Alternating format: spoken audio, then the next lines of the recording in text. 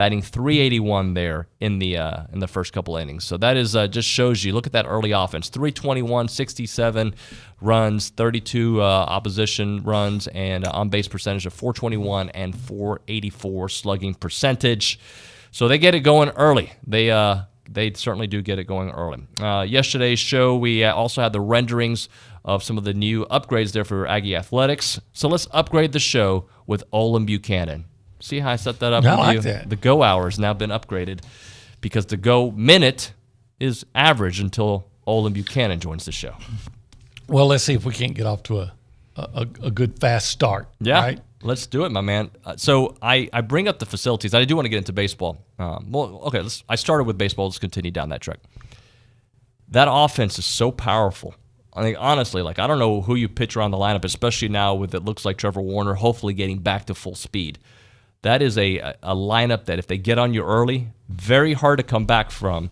Also, a lineup if you fall behind, guess what? They can come back. And they've done that, too. Yep. I can't remember the game that was so impressive with the comeback, where they were down quite a bit and came back because there's so many games. But I prefer the fast start. Get a good lead like you did, and then hang on. Now, what I'm looking for is that fast start and a fast finish, right? Yep.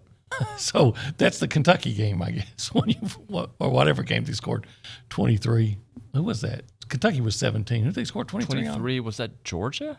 I don't think so. It was here, wasn't it? See, that's how good they've been. Their offense has been so good in these games. You can't remember which team they beat up. So, but again, you knew early in the year when there was so much angst about not getting the big hits. I mean, you knew that the potential was there, the capability that was there. They were getting guys on and out. And from what I understand, it was Georgia, 23-9. Okay, it was Georgia. Yeah. From what I understand, and I wasn't there to watch the whole game, and I didn't watch the whole game on TV, but from what I understand, not only did they score 11 runs against Arkansas, but I think they left a lot of guys on base. Yeah, and here's the thing about getting up on a team early. Two things I think can happen. First, you demoralize the other team. And if you can get up 6-0 early, how are we going to get back in this one? If your pitcher's got it going on, you're fine, right? He can give up 3 or 4 runs, and you're still feeling great about yourself. Also, it's usually a sign that you got through one of their best pitchers.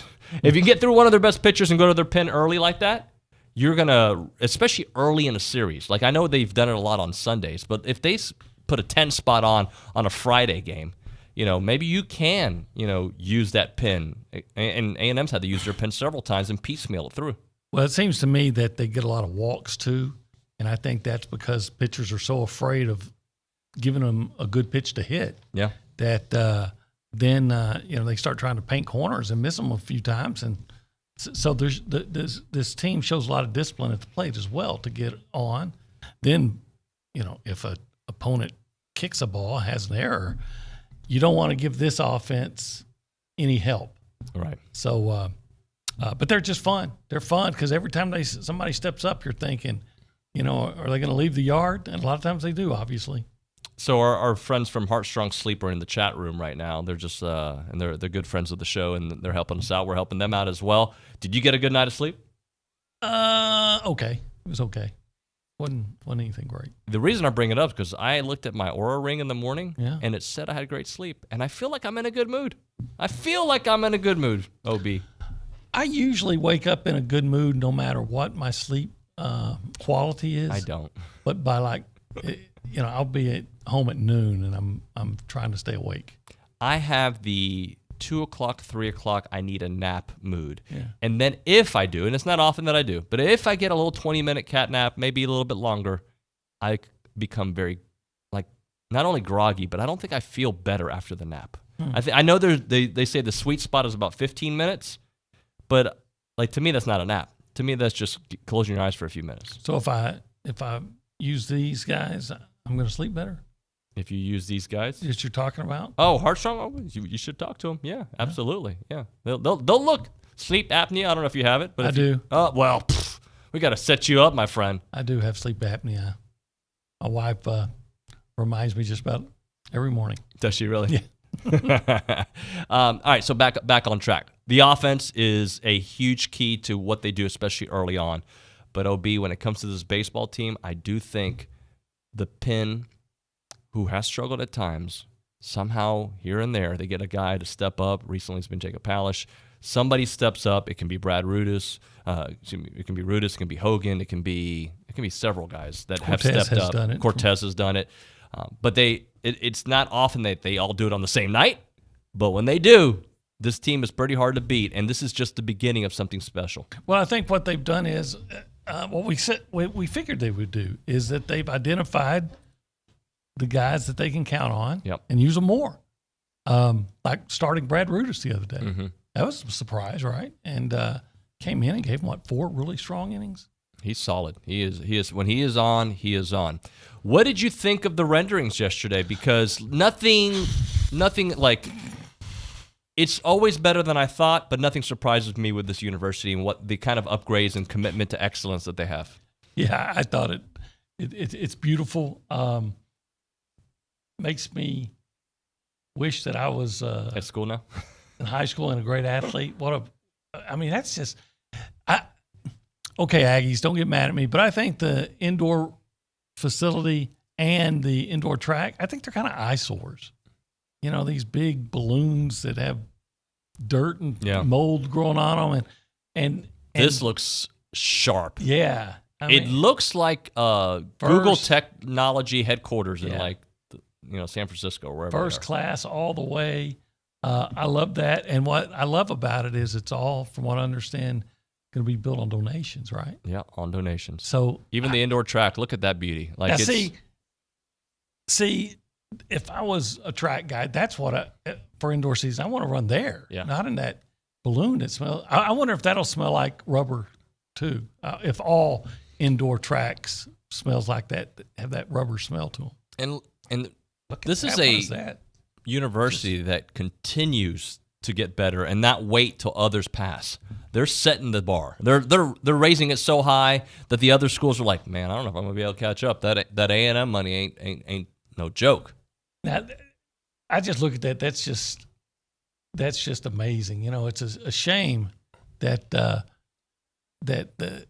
what's left of the NCAA, they don't allow you to have just athletic dorms anymore, where you can just build the athletic dorm there, and all the athletes all I have to do is walk out the door, and they're right there. Everything's together. Everything is right there. And so I went and visited Aggie Park. I think I told you the other day with our friends at the association. And I'm just thinking to myself, what a time to be a student at Texas A&M. And Aggie Park, most people think of it as like, just tailgating. So much more. It's a park. It is a concert venue. It is a place to get coffee and hang out, study. There's going to be trees everywhere, scenic. It's like, it is going to, you get ice cream out there, right? Like the creamery is going to be there. It's going to be so cool to be able just to walk through campus and see it and have this campus, which is already beautiful, even upgraded more. And this entire side of Kyle Field, this whole George Bush Road, is going to be like popping. Did you ever watch that show Extreme Makeover? No. There'd be some dumpy guy with like one tooth and he's bald and one bloodshot eye in the middle of his forehead and all these things, and then they get the personal trainer and the dietitian and the plastic surgeon and all these different people, and like 6 months later he comes out and he's a movie star. Look at real handsome. Might have been you. So this is what's going on here. This is an extreme makeover in the. But we were pretty good already. Yeah, already. But it'd be like if it's like you're Barry Bonds, and now you got roided up, and I mean they're already good, but now they're hitting the home runs. And they're doing it legally, by the way. Well, yeah, there's no roids. I'm not trying to, but it is amazing what's going on here. Yeah. I'm just glad. I hope I can maintain my job long enough to really enjoy all this and see it all come to fruition. Yeah, I mean, and a lot of this stuff is happening quick too. Like Aggie Park will be ready in September. I think by the end of this year, I think they're starting.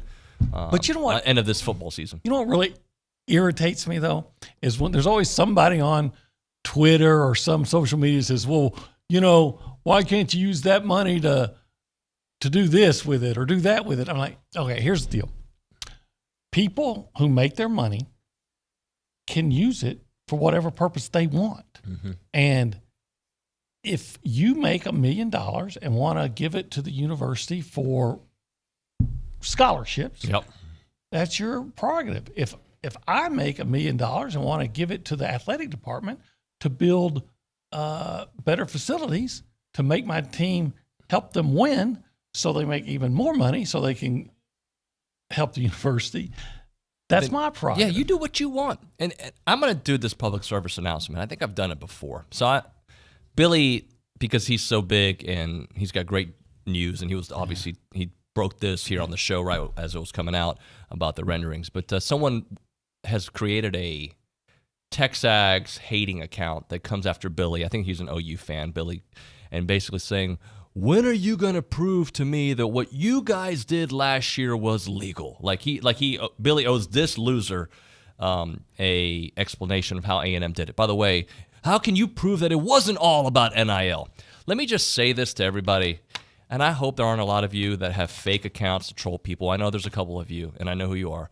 But please do not make a fake account to come after people just so you can live behind like a mask. It's only cool if you're Batman. If you're a guy on the internet who just likes to post mean things to be mean and you're 30 plus, you're a loser. I like to come at people and get people upset, but and I use my own name, so you know, I want you to know who's. But see it as though Billy and his partners have said, "Oh, you need to calm down." Calm down.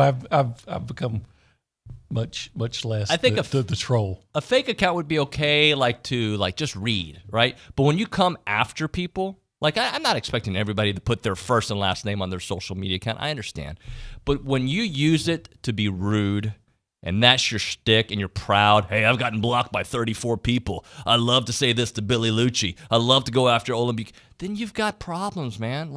Go be a dad. Go to the park and walk. Do something with your life, loser. Yeah, that guy's probably not a dad because that meant a woman was interested and involved. But you know the weird part is, a lot of these folks, because I find out sometimes they're actually very normal people. Yeah, it's true. They're like, if you get them away from the phone, it's true. They're actually great. Yeah. But in person, I've met a couple of these folks that I know have accounts. They're really nice in person. It's funny how nice they are to you in your face. Yeah, it is kind of strange what Twitter and social media has done. It's made people really mean-spirited and rude, and just kind of ornery and nasty, and and I'm right there with them. Yeah. You and me both, brother. Because I got some loser tendencies myself. All right. If you want to call the show, you can. You know the number, 979-693-1150. That is the BCSI hotline. You can use a fake name. Just don't be rude. And you can also text us on the AMB text line, 979-693-1150. AMB, a College Station branch of the Amarillo National Bank. Good Texas banking. The website, amb.com. Let's go to the News and Social Center. Eric Casares. Good morning, sir. Good morning. You're starting with me this morning, not Sam. Sam's in trouble. Oh. Well, Sam, I'm sorry. We all still love you, but I wanted to... Hey, slow down there. Slow down. Speak for yourself. Yeah. Hey, he's got a nice haircut according to the audience. He's got that. That was so uncomfortable yesterday. That's why that was awesome. Hank, don't tell the girls to come look. All right, go ahead, Eric. Yeah, so first in regards to that, new indoor facility that's coming for track and field, fun fact, if I do finish all my eligibility out, which would be my 6th year in college, I don't know if I'm going to come back. We'll see. Depends on how next year goes. But I'll be able to hopefully race one season in that indoor complex. That would be incredible, right? Which would be awesome. When is it supposed to be open for you guys? I was here in October 2023. Cool. So, but that's only like a year away almost. I hear he just said, if I come back, I get it if you got a great job. He's got options. If you got a great job lined up, I get it. But everybody I ever talked to, and understand, I did not go to college, so I believe this. Everybody I talked to would say, the best time of my life was when I was in college. So if that's the best time of your life, and you got another... Why do you want to leave? Why leave? So I want to tell you that, look, let's hit a break. I want to come back on that because we're a little behind, because I have a thought on that for myself that I think a lot of people probably experience, because I couldn't wait to get away. Okay. Not because but once you got away, you're like, man, I had it good. Yeah. It was one of those, I was ready to be a man. We don't need to come back with this topic. I was ready to be a man. And then I realized being a man is kind of difficult. You got to pay your bills. Bills kind of suck. You got to wake up early. Like, you can miss class sometimes in college. You can't do it at the bank. You got to show up every morning. Show up.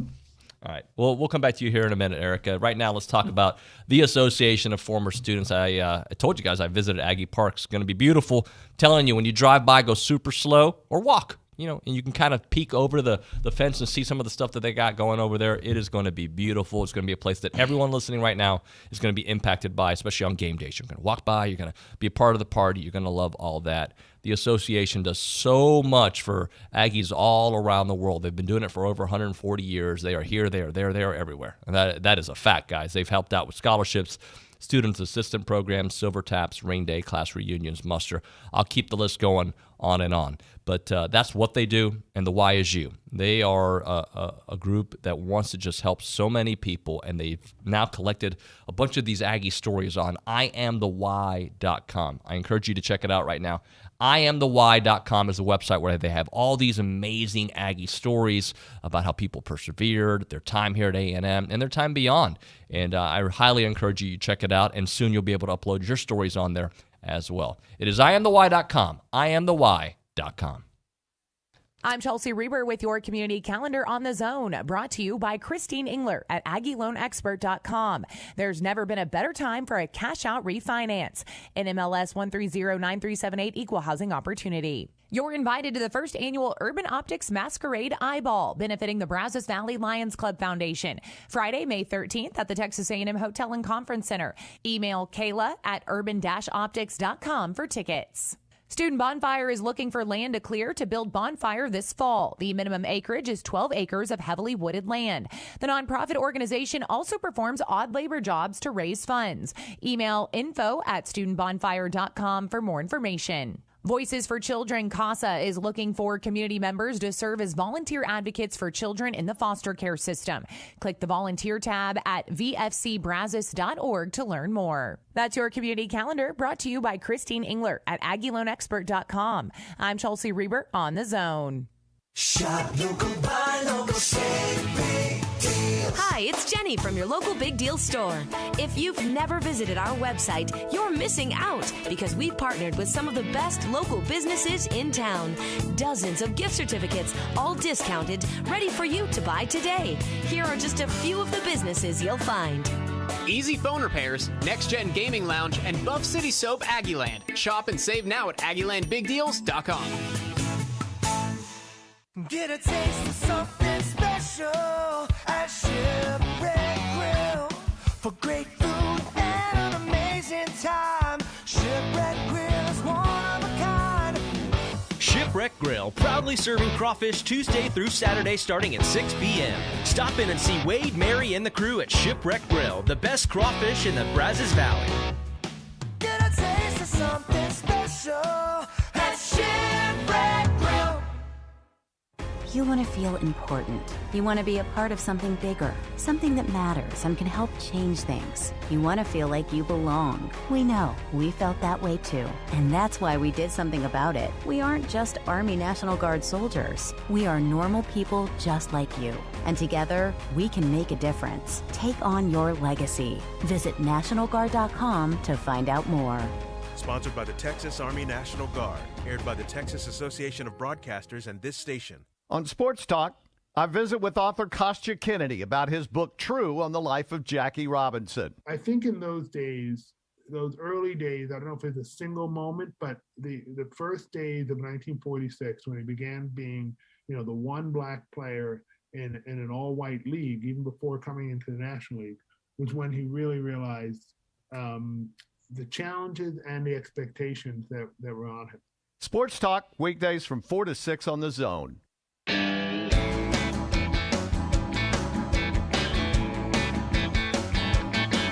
Well, when I was young, my mama read me nursery rhymes beside my bed. All right, tell me the song, Obi. It's called, I know the song. I don't know if I know the... Do we know the artist? I don't, but this is a song where he sings about nursery rhymes, like he said. Like Andrew Dice Clay? Not quite like that. Okay. That was some of my favorite comedy. Nursery rhyme or something like that. Yeah, Andrew Dice Clay was. How do you know about that, Eric? You weren't even born in 1988. Oh yeah, I had no idea who that was. Oh, you just did a fake laugh? Just made us feel good about our show? Well, Obi's probably the funniest person here. That's a little rude. Do I amuse you? Funny how? Joe Pesci. Funny like a clown? Yeah. He probably has no idea what I'm talking about. I know Mafia. I know Joe Pesci, Home Alone. Oh my God, you can't say that, dude. I mean, go see Goodfellas. Go watch Goodfellas. Have you seen Goodfellas? I have not. I heard it's a classic. But you've heard it was there's no hearing about it. Have you seen It is a classic. Have you seen The Irishman? No, I haven't. Ryan Broniger. The song is called Bar Light by Charlie Robinson. Bronny knows some music, all kinds of music. I'm telling you. All right. I had Bronny, I had a senior moment. We all have them. It happens. Hey, by the way, it is TexAgs Radio presented by David Gardner's Jewelers. We're here in the Rollo Insurance Studio, being some clowns this morning, amusing you. Let's go to the BCSI hotline. Brad and Brennan wants to talk a little bit about the college football playoffs. Good morning. How are you, sir? And hello, Brad. Hello. Hey, you guys. Hey, I just want to comment on the playoff thing you were talking about yesterday. I didn't get a chance to call in, but I think Jimbo's right. I agree with him on a 16-team playoff. And let me ask you guys this, what you think. For some reason, it took forever with the NCAA that had their clause on control until the Supreme Court basically dismantled them. But it's the same as this bowl committee and stuff, because every time everyone talks about the playoffs, they always talk about how to incorporate the bowl game. Well, nobody really cares about the bowl game. Wouldn't you like to see a 16-team playoff and every round up until the championship game, the higher-seeded team gets the home field advantage? Can you imagine A&M in the first round, say they were 5th or 6th rated, and they played a 2 or 3 loss Michigan team. So the first round, the Saturday afternoon, where Harbaugh comes with Michigan to Kyle Field for the first round of the playoffs, TV would eat that alive. And also, what other sport enjoys the pageantry of home field advantage than college football? And then you neuter it by going to, like, if you want to do playoffs, like, to neutral sites where a quarter of A&M people may show up, a quarter of the other team, corporate tickets show up, people from that home state show up. It's not the same, and this is why the NFL or basketball and all of them expanded their playoffs, because the home field makes it more exciting and everything. Why not take advantage of that in college athletics and make all those first several rounds home field and just quit talking about bowl games? I mean, just do away with bowls altogether and then call it a championship. Let a city bid on it for the championship game. Well, I don't think the TV companies want to do away with the bowl games. Yeah, because they need them and people watch them. And I honestly like the bowl games. It depends which bowl game we're talking about, right? The historic ones with good games, I love to watch. But I'm with you, Brad, as far as when they do go to more than 4 teams, play. But you think more people would watch a bowl game instead of playoff round? No, I don't think that at all. I mean, that's what I'm saying. But I do think that there are bowl games that people watch, and that's because there's nothing else on at that time of year, and ESPN all those want it. But you can make the bowl games part of the playoffs. Is kind of my point. See, I think if you do that, though, you're treading into some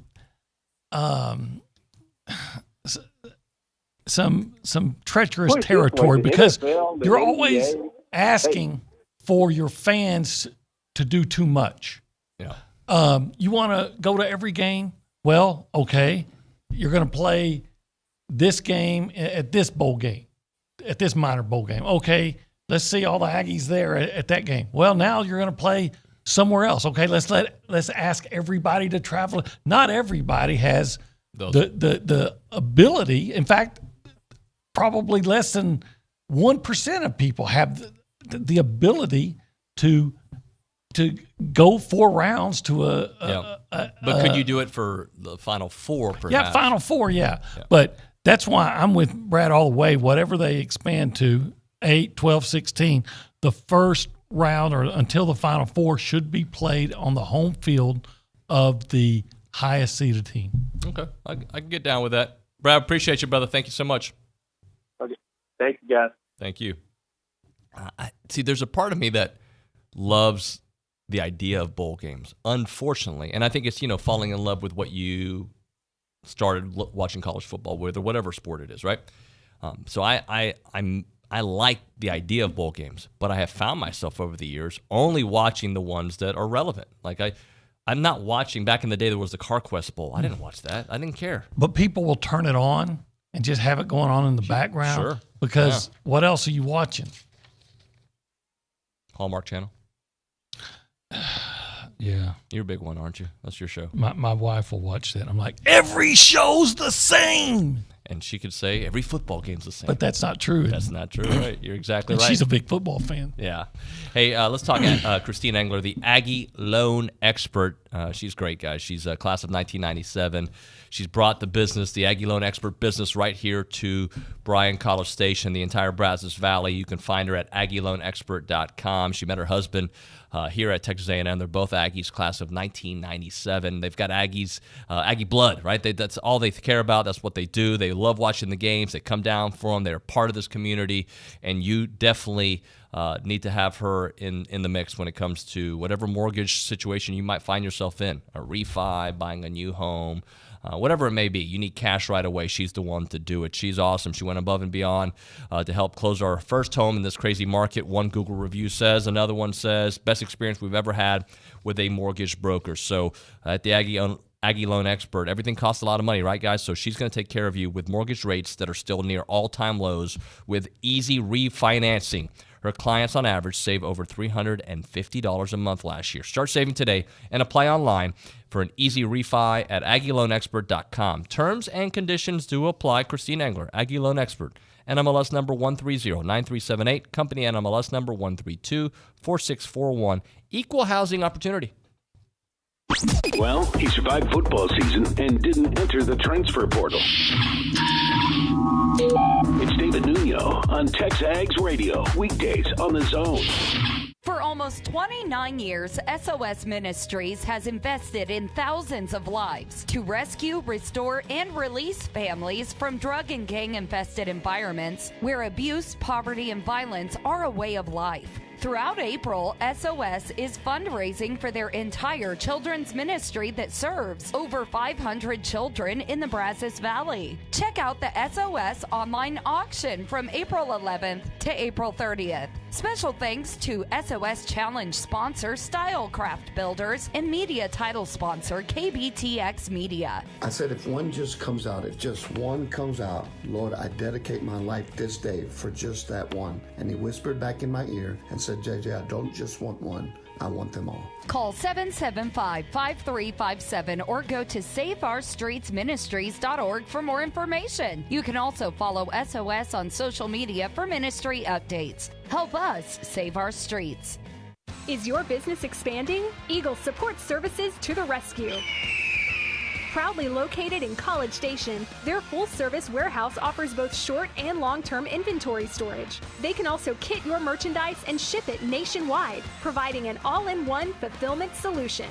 For your warehousing and fulfillment needs, visit EagleSupportServices.com. That's EagleSupportServices.com. Eagle Support Services, local storage, nationwide fulfillment.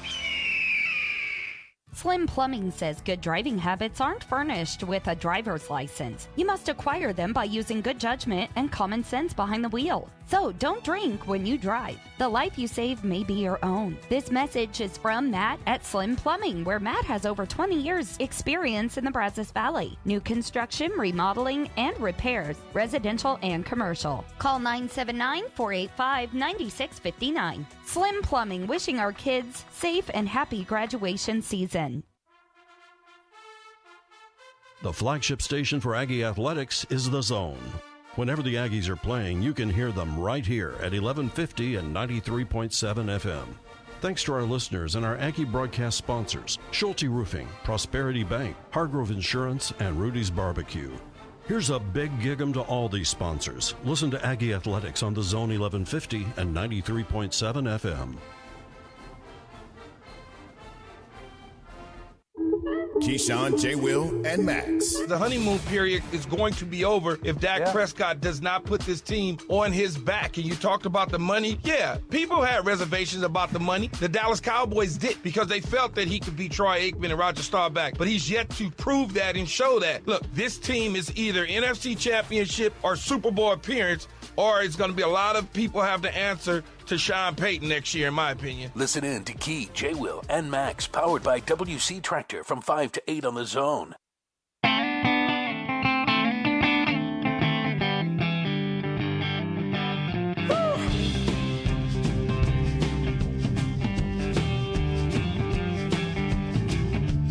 It is TexAgs Radio.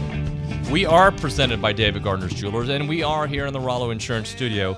It is the Go Hour. OB, our Heisman Trophy voter, and our columnist and our buddy is here, obviously, for the first hour, as we are getting ready to have Shireen Williams on the show. OB, the draft is coming up on Thursday, and I'm looking forward to seeing where the Aggies go.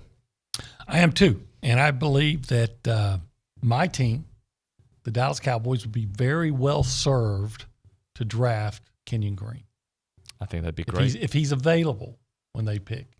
I think I've said it before, they need to start addressing their offensive line issues, and I think he would be an immediate upgrade at left guard.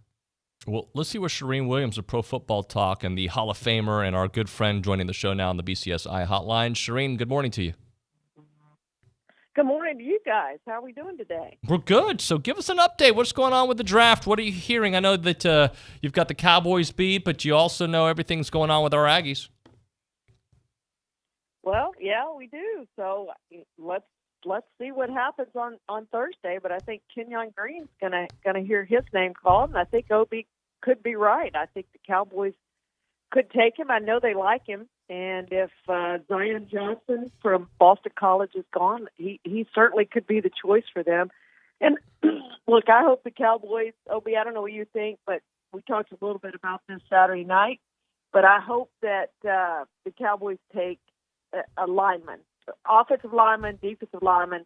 It doesn't matter. I just think they need to rebuild both of those lines, need to do it with young players. That's where it starts. After the quarterback, you've got to have good offensive and defensive lines. And that offensive line is just so old, injury prone. It's time to rebuild that thing, especially, as OB said, at the left guard position where they've lost Connor Williams. I don't think anybody's upset about that. But they've got to get an upgrade there. Right now, it's Connor McGovern who's going to end up being their starter. If you picked a defensive lineman at, what are they picking, number 25? Who would be the guy that you think would be most likely? I don't know, OB. You know, this I will say is the most unpredictable draft ever, and I think it's because of the quarterbacks.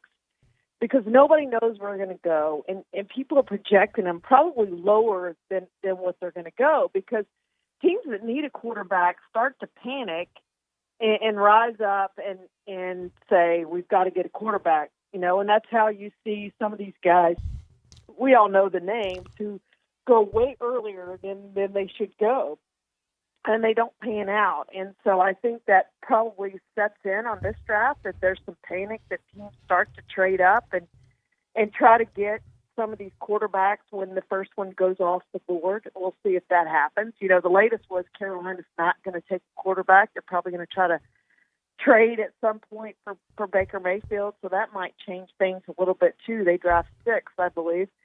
So that would change things. So I guess my point is it's hard to really say who's going to be there. 2 years ago, they never thought CeeDee Lamb was going to be there, and he ended up being there and ended up taking a receiver. Now, I hope that they don't take a receiver. That to me would be, not a good move for the Cowboys. Again, I just think they need to rebuild those lines. And there may be a receiver there that they think they need to replace Amari Cooper, but at this point, again, just got to have better lines, especially the offensive line. It's just gotten old. it doesn't seem that long ago we were talking about it as one of the best in the NFL, and it's not that anymore. So it's going to be hard to project who's going to be there at that time, but take that best offensive or defensive lineman on your draft board. Forget about the receivers. Get one later. I realize you're going to draft one at some point, but get one later in this draft. We've seen, to me, the receiver position is the position that's changed the most because college football has gone to so much passing. Because they're playing 7-on-7 now, these kids come in ready to play in the NFL. I would not pay I would do what the Chiefs did with Tyreek Hill. Trade him, get all the picks, and think I can replace him with one of these receivers coming in because they're so good. You can get a receiver in the second round, third round, fourth round who's going to be really good and help you out. Shireen, I saw this tweet from Mike Florio, caught my attention. It says, kids get to pick their colleges. They should be allowed to pick their employers, too. There's a way to make it work fairly for the teams and players, but there's no way the NFL would ever give up the crown jewel of its offseason revenue machine. Now, how would something like that work, though? Like, how, just hypothetically in your mind, how can they make something like that work? Well, he's talking about they would have, like, a rookie cap. You could only spend so much. You'd have to limit. Because my point was they'd all want to go to the Cowboys, and the Cowboys would end up with the best players, and that certainly would be a way for the Cowboys to end that 26-year streak of not having won a Super Bowl would be just not to have a draft and get all the great players. And he goes, well, they would have picked Paxton Lynch over Dak Prescott.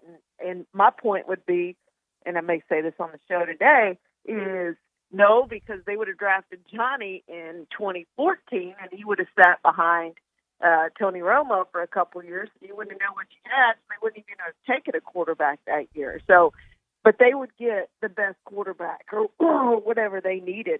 For instance, this year, whatever they felt their biggest need was, they would get that player. I guarantee you, all the players want to go play, or most players want to go play for the Cowboys. And you can make more in outside income when you play for the Cowboys, and you're going to get more exposure when you play for the Cowboys. So all of those things, it's never going to happen, but I think he was talking about having a cap to kind of limit, a team like the Cowboys ending up with the 10 best players in the draft every single year. But the NFL makes an awful lot of money off its draft. It's ingrained. It's the way they do things. It's not going to change. But it is fun, I guess, to speculate on if they got to pick their own teams. But you'd have guys flying all around the country to figure out where they wanted to go. They'd have to visit however many, 20, 30 teams. Some of them have to go to all 32 teams to figure out where they wanted to go. I think I've heard of other companies that when you come to work for them, they say, oh, yeah, we'll hire you, but you have to go, you're going to have to live here or you have to live there. So I don't think Florio's point it really makes a lot of sense. Other companies do that. Well, it's not going to happen. Yeah, I know. So DeMarvin Leal, I am a Cowboys fan. I would love it if he was there in the second round. See, I think they could take all Aggies and it would address all their needs, especially in the first three rounds. If you could go Green, Leal, and Isaiah Spiller, who I think they need to start looking for a replacement for the highly overpaid Ezekiel Elliott. Yeah, and Tony Pollard is in the last year of his contract. Yeah, DeMarvin Leal is going to be a steal in my mind. He's projected second round, third round. He's a 3-year starter. The NFL projections are that he'll be a 3 technique. They'll move him inside. But to me, that's a strength of his, that he could play anywhere on that line that you want him to play. But you've got to have in Tampa, too, you've got to have a good 3 technique player. That's the position that Warren Sapp played for so long and so well. And the Cowboys were missing that in their defense for a long time. If you don't have that 3 technique and you're trying to play a Tampa 2, it's really hard to be good. And I think you saw that with the Cowboys for a lot of years, and they kept trying to draft players to play that position. Malik Collins was one. They tried in there, but they kept trying to find that 3 technique, and they never had a great 3 technique in there. So that's where he projects. Now where he ends up is a totally different thing, but I think he's going to be a starter in the NFL. I think he's going to play really well, and I think he's going to be a good steal for somebody because he's not probably going to go in the first round. He is going to be a second or third round pick. So I think he's going to be a good choice for whoever takes him. You think Deebo Samuel gets traded, Shireen? I listened to John Lynch's press conference yesterday, and I really don't think they're going to trade him. Now, how this plays out, I don't know. Money's always a cure for everything. You got to figure out how to fit him under the cap, but I do think they end up making him one of the highest paid receivers in football, which is an awful lot of money based on what we've seen with Devontae Adams, Tyreek Hill this offseason. I mean, they've just reset that receiver market. So you're going to pay him a ton of money, and they're going to pay Nick Bosa a ton of money. So they're going to have to figure out how that works under the cap. But I do think they end up getting a deal with him and make him happy with a nice contract. Now, if it's truly he doesn't want to play in California, which is what we've heard, then he could just dig his heels in and say, I'm not going to do it, and go somewhere else and really force their hand. But I think they'll be able to work things out with him. I would not want to play in California if I was a pro athlete. Apparently nobody wants to. The taxes are just too much. They're all moving here. Isn't it amazing? Isn't it amazing how these players have gotten so much leverage? I mean, used to, you started your career, you finished your career somewhere, and in 1994 we had unfettered free agency, so they started moving around. But still, the best players usually stayed there, and they certainly didn't have leverage to go, hey, I'm not playing for you. I don't care that I've got a year or 2 years or 5 years left of my contract. I'm going somewhere else. And they trade them. And it's amazing the power that the players have gotten over these last few years. But it is the way it is now. And players do have that leverage that they used to not have, that they can dictate where they want to go. Devontae Adams, for instance, said, I want to go play for the Raiders. And they made it happen. Shireen, we appreciate it. Thank you so much. We'll talk to you here soon, and hopefully a bunch of Aggies go early in this draft. Thank you, guys. Have a good night. Thank you, Shireen Williams there on the BCSI hotline. You can find her work at Pro Football Talk. Good stuff. All right, when we come back here on the show, we'll get to your text messages and phone calls on the A&B text line and the BCSI hotline. Right now, we're talking Chance McCain Heritage Films. YourHeritageFilm.com is the website. They make documentary films. I like to say about your parents because that's just what I think of, because I don't think about a documentary about myself. But I know a lot of people have those that are important to them in their family. It could be your uncle, it could be your aunt, it could be your mom, it could be your brother, it could be your son, it could be anybody that you want that story told, because we all have a story to be told, guys. Every one of you who is listening to this show right now has a story that can and should be passed on to generation after generation.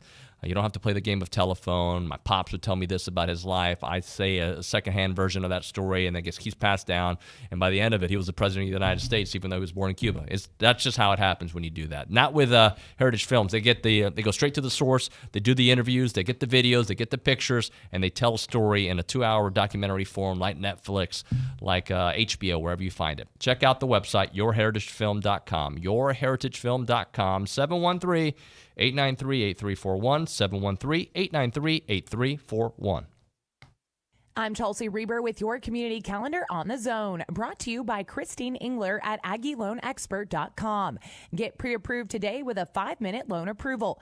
NMLS 1309378, Equal Housing Opportunity. Registration is now open for the Bike MS Texas MS 150.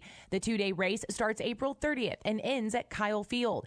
Register at bikemstexas150.org and use code Aggie25 for 25% off your registration fee. The 11th annual Doing the Most Good Luncheon benefiting the Salvation Army is Thursday, May 19th at the College Station Hilton. Purchase tickets at salvationarmybcs.org. Hilltop Lakes Equestrian Association invites you to the Run for the Roses Golf Tournament on Saturday, May 21st at the Hilltop Lakes Golf Course. Find the event on Facebook for more information. That's your community calendar, brought to you by Christine Engler at AggieLoanExpert.com. I'm Chelsea Reber on The Zone. Big deals. Looking for more ways to save money? Aren't we all? Jenny here. Shop your local Big Deals online store. You'll find gift certificates to all kinds of local businesses, places where you already shop, restaurants you already love, and great local entertainment. The best part? All of these gift certificates are on sale at discounted prices. Get them for yourself or buy them as a gift. Shop and save. You'll be glad you did. AggielandBigDeals.com to save big. AggielandBigDeals.com. If you have a debit card, you're used to spending money. But what if your card actually ended up earning you money? That's not exactly normal, but that's what you can get at A&B. It's called Kasasa Cashback Checking. Don't mind the weird name. What you need to know is that it's a free account with cash rewards. Use your debit card for everyday purchases, and we'll pay you cash back every month. If that doesn't sound like normal banking, well, guess what? We're not a normal bank. So contact A&B today and ask for Kasasa or visit ANB.com. Equal housing lender, member FDIC. Our publications reach every corner of the Brazos Valley, and we want to partner with you in sharing your message with the community. You may recognize a few of our Bryan Broadcasting publications. Best of the Brazos Valley. Brazos Life, the annual manual. Welcome home, Brazos Valley. Brazos Family. Brazos Wellness. Brazos Valley Bride. Peace, Brazos Christian Life. With the combined power of 7 magazine titles, 11 radio stations, and digital solutions, Bryan Broadcasting Publications can help you be heard. Call 979-695-9595 to learn more.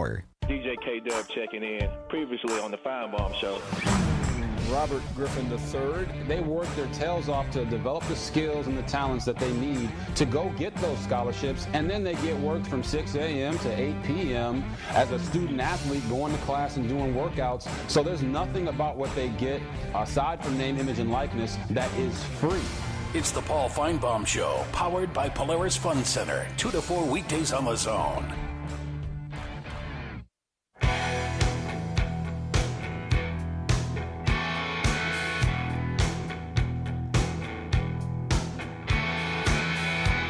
It is TexAgs Radio. We are presented by David Gardner's Jewelers here in the Rollo Insurance Studio. We're going to get to the A&B text line in a minute, but I'm shocked. I'm appalled. What's another word I can use here? I don't know. Disgusted? Disgusted that this generation of college athletes / humans, this generation, has not watched some of the classics that, I wasn't born for, the Flintstones, I think, were made in the 50s, right? 60s. 60s, right? But I watched it as a child 30 years later, right? 20 years later, I should say. And I watched it. Eric here had no idea who Betty Rubble was. He's never watched. He goes, I think my parents watched it. Like, there was a time in our life, OB, that watching old shows was like what you did. I Love Lucy. Hated it. Watched it. I loved it. Of course, maybe you didn't like the Cuban guy. No, I liked it. Desi Arnaz. I didn't mind him. It was fine. It was whatever. But like the Jeffersons. If you didn't watch the Jeffersons, have you watched the Jeffersons? Eric? I have not. Do you know about the Jeffersons? Wheezy? No. You don't know Wheezy? You're not going to move on up? To the east side? So I just looked up a picture of Betty Rubble. Is that how you say it, Betty Rubble? Yeah. And I have seen that character before, so I can at least give you that. You know what may be the worst casting in the history of movies? What's that? Is when the original Flintstone movie came out, and they casted Rosie O'Donnell as Betty Rubble, because Betty, for a cartoon character, was kind of hot. Yeah, she's no Lana Kane from Archer, right? But what she could do to a dinosaur skin was pretty good. How about pretty good? How about like the Tasmanian Devil, Looney Tunes? Yeah, I like those. Any of that? I watched a little bit of that. Or what's it called? Oh, the Roadrunner. That's Looney Tunes. Yeah. Oh, okay. Yeah. Okay. So you watched some stuff that was made 50 years before. Yeah. Okay. Yeah. Around that time, but I'd never watched the Flintstones. What is the one dude, like the main character? Fred Flintstone. Yeah. Like that's just weird that you don't know who Fred Flintstone is. How'd you fit Looney Tunes? How'd you feel about Speedy Gonzales? He doesn't know who that is. I don't know it that much. I've heard of it. I had a Tasmanian devil stuffed animal when I was a kid. I watched SpongeBob growing up. Okay, something I never watched. I never watched that show. All right, so and we gotta do some sports in this segment, but let me ask you this: Speedy Gonzales ran. Have you ever watched Seinfeld? Which is a different, that's later, much later. I've probably seen about 2 or 3 episodes in my whole life. It's because my dad had a collection of DVDs sitting under one of our cabinets, and I remember I put it on one time because it was the Seinfeld volume 3 or whatever. It's fantastic. And I put it on, but I had no idea what was going on. So I've told you guys, my sons watch it almost every night. It's always on TBS or one of those channels or on Netflix.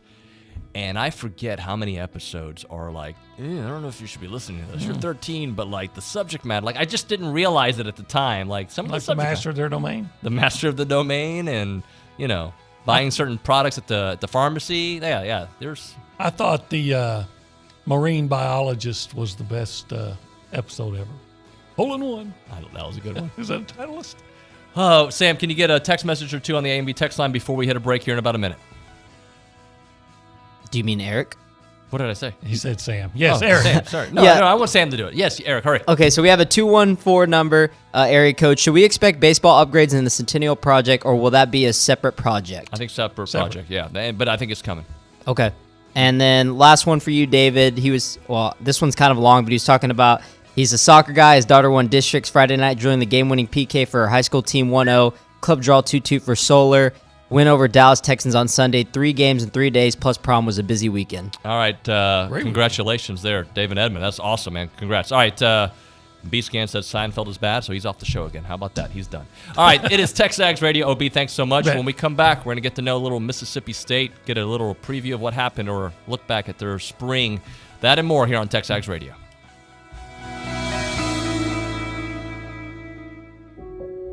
I'll never forget the day I decided to go out for the football team. Mr. Banks, the JV football coach and my history teacher, asked me to stay after class. I thought I was in trouble. He said, "Hey, Darius, have you thought about going out for football? I think you'd be great." Fact is, I never played football.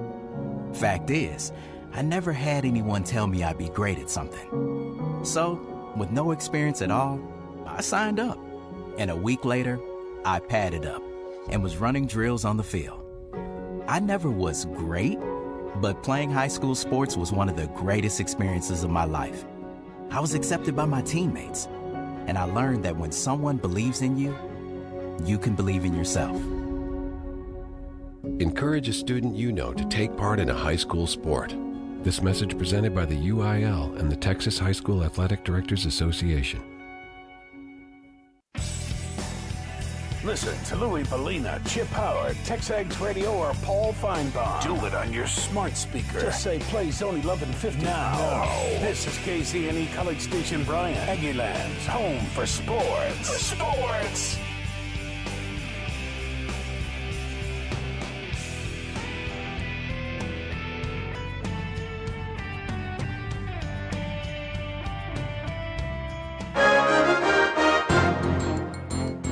From WTAW, this is a news update on the Zone. For those of you reading the Eagle, note that the out-of-town-owned newspaper is without an editor. Darren Benson has posted on his LinkedIn page as he's in search of his next adventure. KBTX reports Benson was laid off last week. It's after serving as editor since 2018, after serving 8 years as managing editor, and before that, city editor for 4 years. KBTX also reports the editor's role at the Eagle is outsourced to the Waco Herald Tribune. Parent company of the newspaper serving Bryan College Station has been affected by a hostile takeover from a hedge fund. The increase in the number of electric vehicles means increased chances of those vehicles catching fire. College Station Fire Chief Richard Mann says they have enough water in a tanker to put out a vehicle fire with a gasoline engine. Not so with an electric vehicle. Really, these electric vehicles, what we're finding is it's rescue the people, protect the surroundings, and they have to burn themselves out. Speaking on WTAW's The Infomaniacs, Mann says another department used 30,000 gallons of water to extinguish a fire to an electric vehicle. That's compared to around 400 gallons when the vehicle has a gasoline engine. DWI arrests by Bryan police last weekend included pickups hitting structures. 27-year-old Bang Pham of Bryan told officers he accidentally backed his truck into the McDonald's on South Texas Sunday around 3 a.m. Sunday, just after 1:30 in the morning, officers sent to Highway 21 and Merino Road after a truck driven by 23-year-old Alejandro Salazar of Bryan struck a culvert, then crashed into a fence outside Mac Bolted Steel. Those drivers are out of jail on bond, as is a Bryan woman, following her arrest on a charge of taking a handgun to work.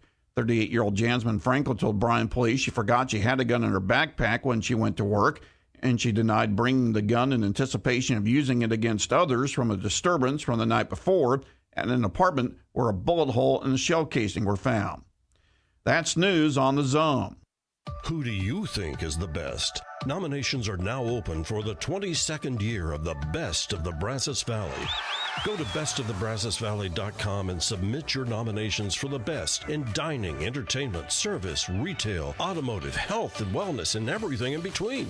If you think it's the best, make sure it's on the Best of the Brazos ballot. After 22 years and hundreds of thousands of votes, this is the one that counts. Nominate now at bestofthebrazos.com. The second annual Tonkaway Charity Clay Classic benefiting Allen Academy and backing the badge BCS is Saturday, April 30th. The clay shoot at Tonkaway Ranch is from 3 until 6 p.m., followed by dinner, dancing, auction, and live entertainment by Mike and the Moonpies. I'm living paycheck to paycheck. And Jody Booth until 11 p.m. I gotta go back to work. Join us April 30th for Tonkaway Clay Shoot benefiting Allen Academy and backing the badge BCS. To learn more, purchase tickets, or become a sponsor, visit allenramble.org. Good morning, sports fans. I'm Zach Taylor with your Aggie Sports Minute on the Zone. This Sports Minute is brought to you by Hilco Metal Roofing and Supply. Call 936-825-0500 or click hilcosupply.com. Texas A&M Athletics and the 12th Man Foundation have unveiled their Centennial Campaign in an effort to raise money for new athletics facilities. And the roughly $230 million project includes a new academic and wellness center, a football indoor performance center, and an indoor track stadium. Aggie left-hander Jacob Palish has been named Collegiate Baseball's National Player of the Week for his performance in the series against number 3 Arkansas.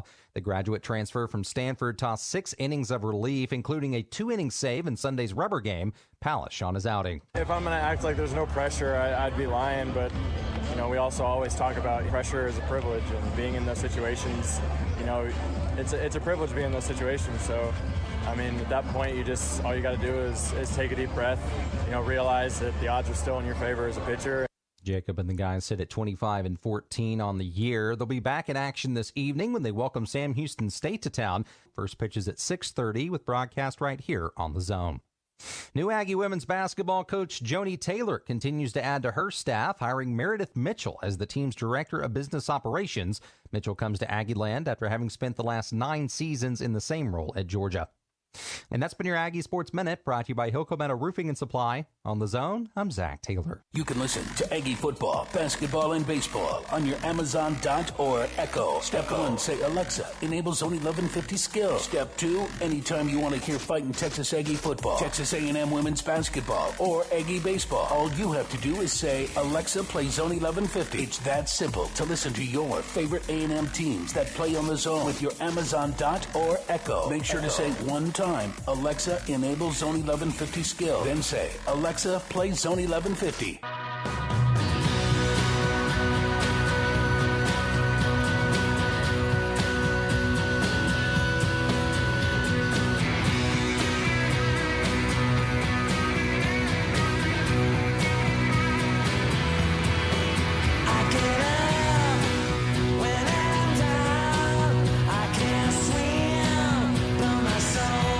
Love when these guys pick a little oasis for us. Little Liam and Noel Gallagher, and it's TexAgs Radio.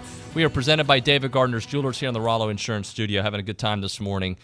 Just found out that we'll talk about that here in a minute. Just been told to hold off on this news that I've got for you guys. But right now, I want to do a little spring update. I want to go through all the teams A&M's going to play this year, conference and non-conference games, and kind of get a feel for how those teams are going. And, one of the teams we're going to start off with is a team that beat A&M the week before the Alabama game. That is Mississippi State. We're going to go to our Mississippi State insider, Brian Hadad. He's co-host of Sports Talk Mississippi, and you can find him there 3 to 6 o'clock, Monday through Friday. Brian, how are you, sir? What's going on, man? I'm excited. I'm excited to talk college football. I haven't had enough of that recently. Yeah, man, it's been good times. So, help me understand what happened, because I see that the spring game was basically canceled there, or pushed inside, or however they wanted to do it because of the weather, yet they're still practicing. Am I understanding that correctly? Yeah, spring practice was always scheduled to go through what was called the spring game. It was never going to be a real spring game like a lot of the schools are playing. Leach had set it up where it was basically just going to be a practice with some extended scrimmaging. But on that Saturday, which was 2 Saturdays ago, poured down rain here all morning, so they didn't want to risk any injuries or anything like that. So they just took it inside. They scrimmaged again last week, and they actually have the final scrimmage and the final practice of spring today at 3 o'clock. So spring football wraps up here in Starkville today. All right, talking to Brian Hadad here on TexAgs Radio, presented by David Gardner's Jewelers in the Rollo Insurance Studio. He is on the BCSI hotline. All right, so Charles Cross is a big loss for this team. First off, what are you hearing about him in the draft? He played great against A&M, by the way. He's going to go early, if what I'm hearing. What are you hearing, and how do they fix that hole that he leaves there on the offensive line? Well, I mean, it seems like there's a pretty wide range for him, but it's all in the first round. I've seen him as high as number 5. I think that's to the Giants. The lowest I've seen him recently is 16 to the Saints. And as a Saints fan, bring that selection on. Would not have an issue with that whatsoever. So I expect him to go somewhere in that range. The one I've seen the most recently is 9 to Seattle, which would be interesting considering they don't really have a quarterback there. So maybe they're just going ahead and getting ahead. But fantastic player and one of the best blockers in this draft, which is really tackle heavy. As far as replacing him, the first guy up is going to be Percy Lewis, who was the nation's number 1 junior college offensive tackle a season ago out of Mississippi Gulf Coast. He came in, was an early enrollee, has gone through spring, has been getting first team reps since he arrived. Big kid, 6'8". I think he was listed at 360 in JUCO. I think they've trimmed him down a little bit. They hope to have him down maybe around 330 or so when we get to the fall. He's going to get the first crack at it, though. The interior of State's offensive line is good. It returns all 3 starters. And then at right tackle, I think they're going to go with a redshirt freshman, Albert Reese, who's a big kid, 6'7", 285, 290 pounds. Looks like an NFL player. We'll see if he can play like one.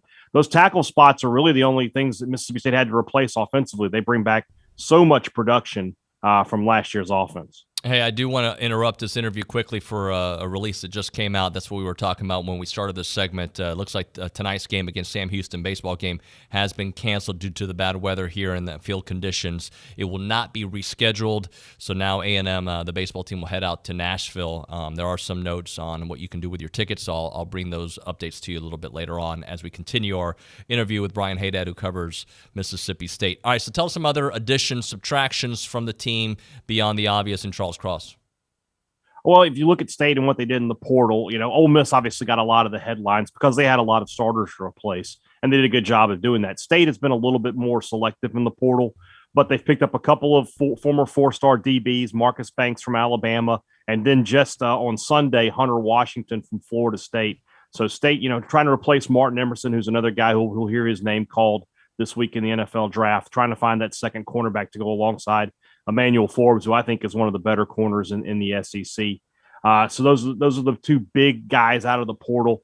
At receiver, they went and got a couple of guys who are sort of unknowns, but again, were 4-star kids coming out of high school. Jordan Mosley from Northwestern, Justin Robinson from Georgia. Trying to find a replacement for Mekhi Polk. You got to replace a guy who caught over 100 passes a season ago.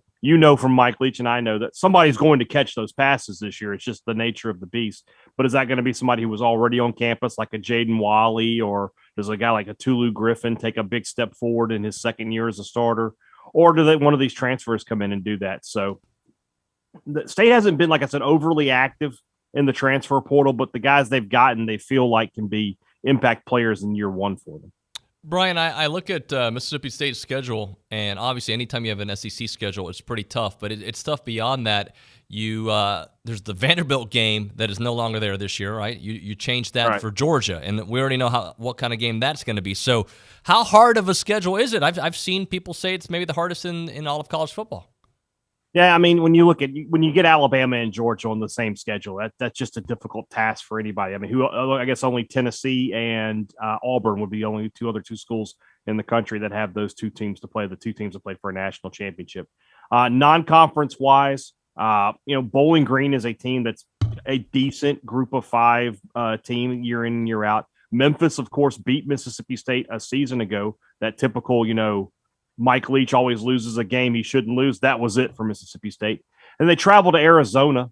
Arizona is a program that's, they've been down recently. But again, when you travel, when you're on the road in a Power 5 situation, it's never going to be a gimme game. State has to go to Kentucky, go to Alabama, go to LSU, and go to Ole Miss, who they've lost 2 straight to.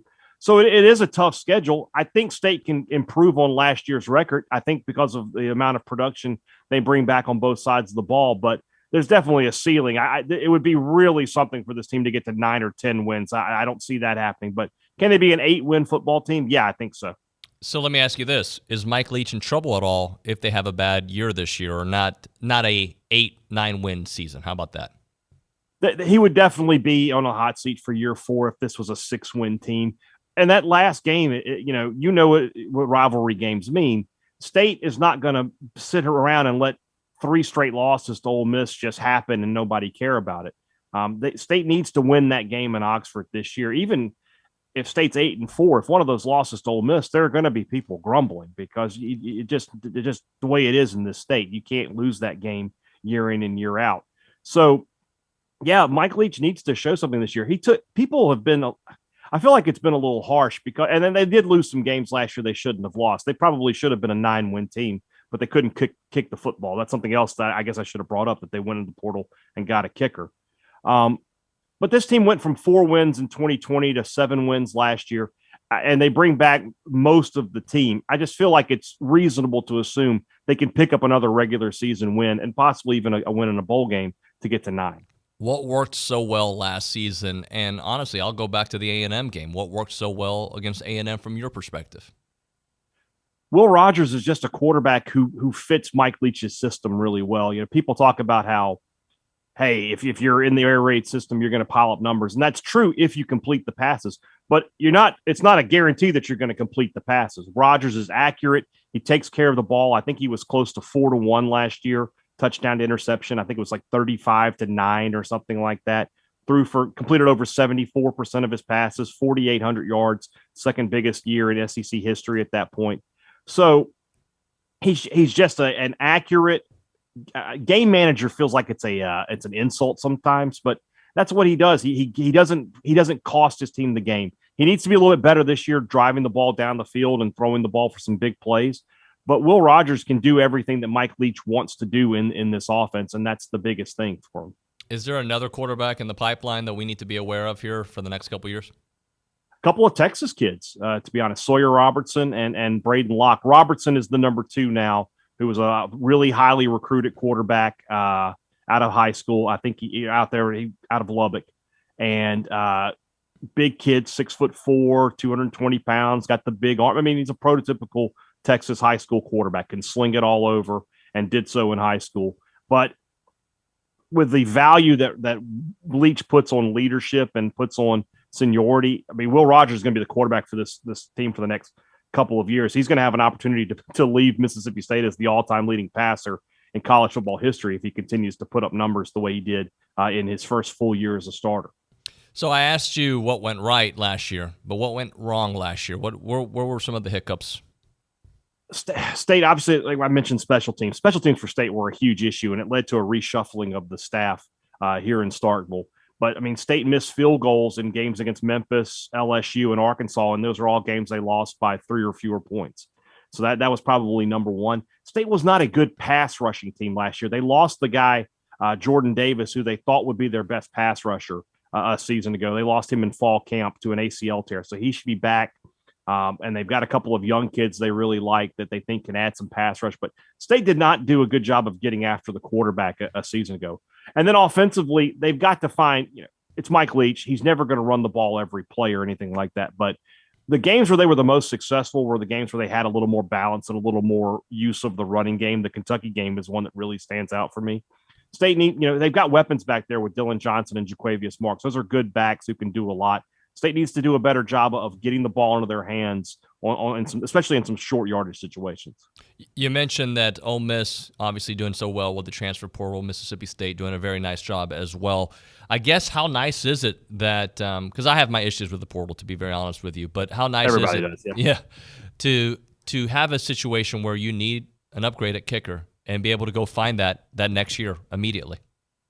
Oh, it's huge. It's huge for programs, especially for programs like Mississippi State and Ole Miss, who aren't going to recruit at the level that Alabama, Georgia, and the way Texas A&M recruited last season. You're going to have to take some of these portal guys to fill some immediate needs because you're just not getting the consistent 4- and 5-star players that your conference rivals are getting. So I'm a big fan of the portal for schools like Mississippi State. It provides them an avenue to get players. The guys they got out of the portal a season ago were all impact starters for Mississippi State, guys who started multiple games. And I feel like at least 3 or 4 of those guys, especially one of the cornerbacks and especially the kicker, will be big pieces for Mississippi State this year. How about the wide receiver position? How do they look as a group? Being a Mississippi State person, for years, that was a very barren position group. This group's loaded, man. They got 9 guys in that room that were 4-star or better by at least one recruiting service. They bring back Jaden Wally, who's been a great receiver the past 2 years. Austin Williams, one of the most reliable receivers in the conference. Tulu Griffin has a lot of big play potential for Mississippi State. They've recruited well there. They've got a bunch of guys. A guy to watch this year, I'll give you a name, Antonio Harmon, 4-star kid from a season ago, redshirted last year. Big kid, 6'4", 230 pounds.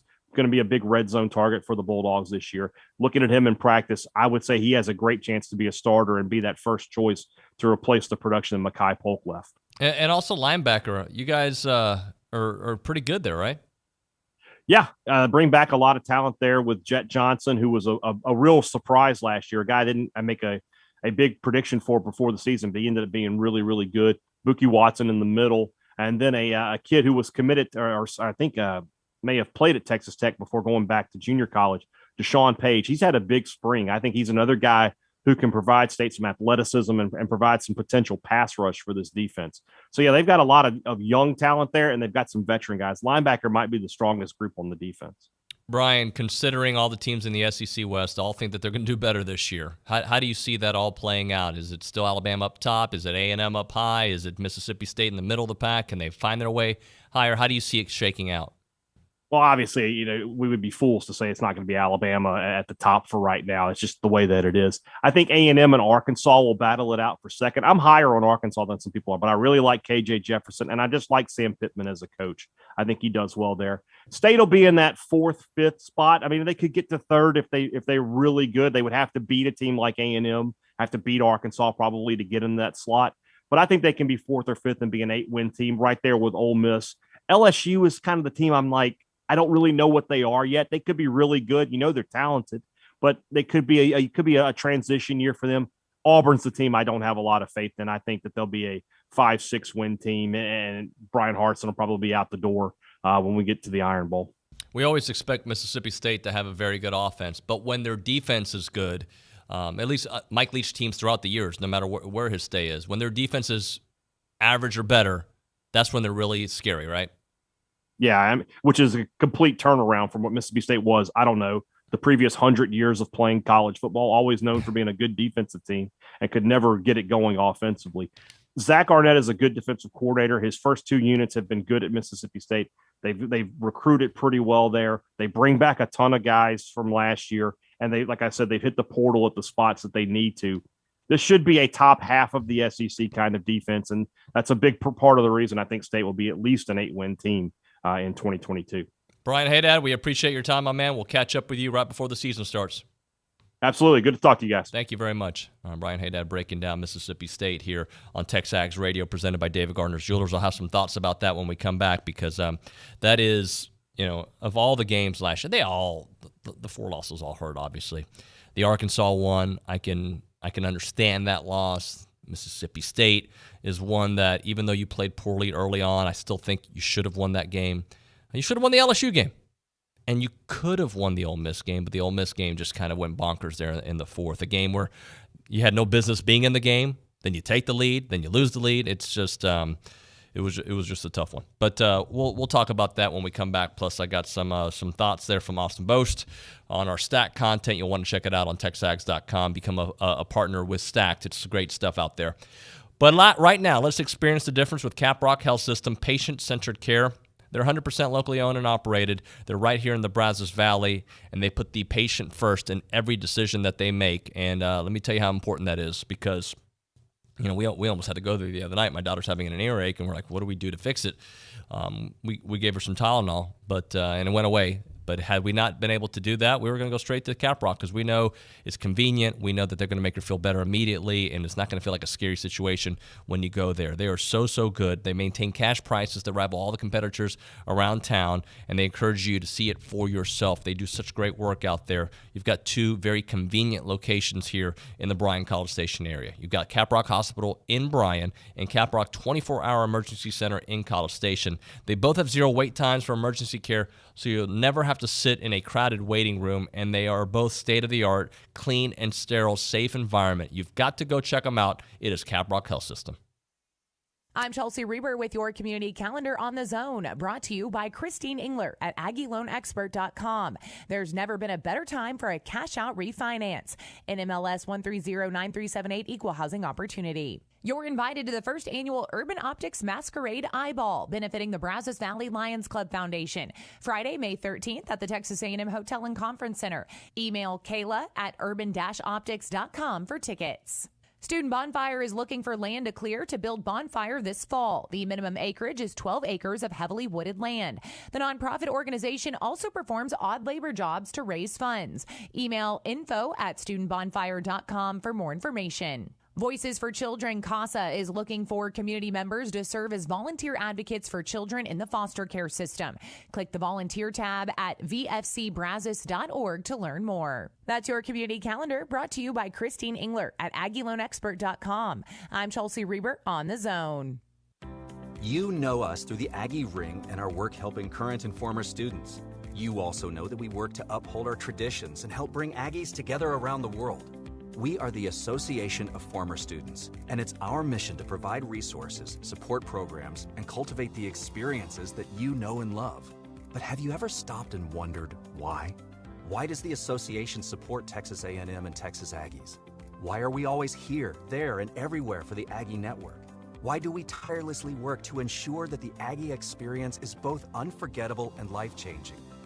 Well, you may be surprised to learn that the answer to why is as unique as your own Aggie story. That's why we created IamTheWhy.com, a place for shared Aggie stories and unique perspectives. It's where you can hear the why, see the why, and discover why Aggies like you are the why. Visit IamTheWhy.com today. Who do you think is the best? Nominations are now open for the 22nd year of the Best of the Brazos Valley. Go to bestofthebrazosvalley.com and submit your nominations for the best in dining, entertainment, service, retail, automotive, health, and wellness, and everything in between. If you think it's the best, make sure it's on the Best of the Brazos ballot. After 22 years and hundreds of thousands of votes, this is the one that counts. Nominate now at bestofthebrazos.com. On Sports Talk, I visit with author Kostya Kennedy about his book, True, on the life of Jackie Robinson. I think in those days, those early days, I don't know if it's a single moment, but the first days of 1946, when he began being, the one black player in an all-white league, even before coming into the National League, was when he really realized the challenges and the expectations that were on him. Sports Talk, weekdays from 4 to 6 on The Zone. Sometimes men and women look at themselves and see bliss through experience. We tend to exist. That's through our the celebration, the atmosphere this weekend at Olsen. It's electric. The best atmosphere I've ever been a part of. I mean, we had all those fans come out, support us, constantly yelling. That's the loudest I've ever heard Olsen Field in my 3 years here. So I was out all weekend with my baseball stuff, and then I had football stuff on Sunday, but I was listening to the game on the radio. And I'm going, holy crap, dude. It sounded really loud, obviously, after your home run, but they were going early, like Brad's first inning, and then sure. Jack's swing. I thought it was really loud on Jack's swing. I mean, to get it started like Jack. I mean, he's a kickstarter. I mean, he's gonna get it going for us. So getting the whole entire stands going, and honestly, shout out to Section 203 because they were on Arkansas's head all weekend. So I got to give them a shout out for sure because that was fun to be a part of. Sure, I bet, dude. You got to get chills. Do you ever, you're approaching your end of your A&M career, you could come back for another year, but, professional baseball.